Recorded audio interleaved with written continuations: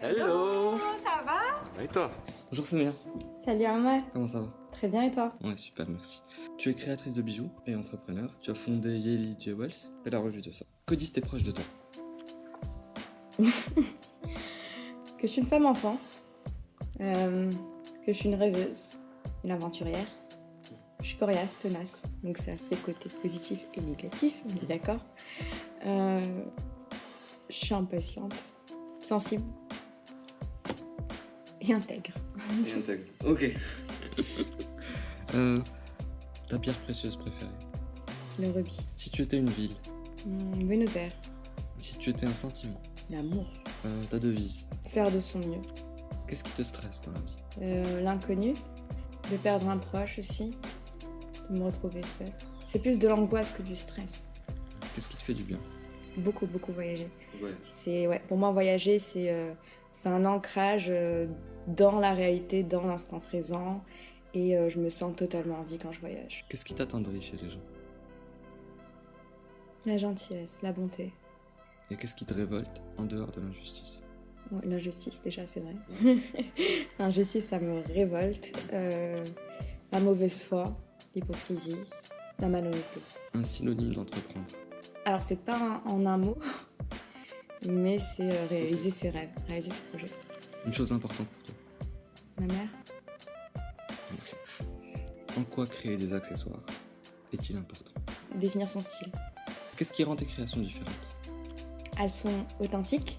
Donc c'est mes créations, c'est moi qui les dessine. J'y intègre un peu de la culture amazigh, marocaine, avec les inspirations que j'ai pu avoir en Asie. À savoir que moi j'ai lancé la marque après un voyage de 7 mois, toute seule, en sac à dos. Et quand je suis rentrée ici, j'ai un déclic et je me suis lancée là-dedans. Qu'est-ce que tu as envie de réaliser à travers Yeli? La raison pour laquelle j'ai lancé Yeli, c'est vraiment de promouvoir l'artisanat marocain à travers mes créations dans le monde. Et à travers la revue de ça? Ouais. Alors c'est quelque chose que j'ai entrepris il n'y a pas longtemps. Tout simplement parce que j'avais plein de personnes qui me demandaient mais qui c'est qui te fait tes vidéos making, qui c'est qui te fait la DA, qui c'est qui t'a fait ton site. Je leur réponds c'est moi. On n'a pas tous une formation en marketing, en commercial, etc. Donc il y a des gens qui sont vraiment dans la partie juste process de leur création pure, mais qui savent pas gérer le marketing, les shootings. Et moi mon but justement c'est d'accompagner les jeunes marques de mode avec un coût très très raisonnable en fait. Et c'est quoi les défis que tu dois relever quotidiennement? S'imposer et de s'affirmer et de se faire respecter en tant que femme. Faire reconnaître les bijoux de créateurs. Démarcher des partenaires qui sont de confiance. Le métier entrepreneurial est très difficile et malheureusement je trouve qu'il n'est pas valorisé à son juste titre quant aux créations en général. Et t'arrives d'être découragé? Bien sûr, c'est des montagnes russes. L'entrepreneuriat, c'est des hauts, c'est des bas, c'est des surprises, des bonnes, des mauvaises. Mais il faut absolument pas laisser tomber à la première difficulté. Je pense que justement un business qui réussit, c'est quelqu'un qui va être tenace et qui va faire de son mieux sur une longue durée. Comment tu fais concrètement pour dépasser ce genre de période?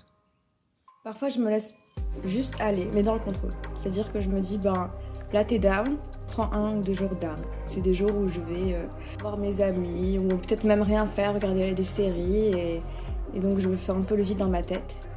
Et une fois que cette mini-période, mais je mets un point d'honneur, parce que s'il ne faut pas que ça laisse trop traîner, est passée, je me remets à l'attaque. De toute façon, moi, je pars du principe que chaque jour est un renouveau.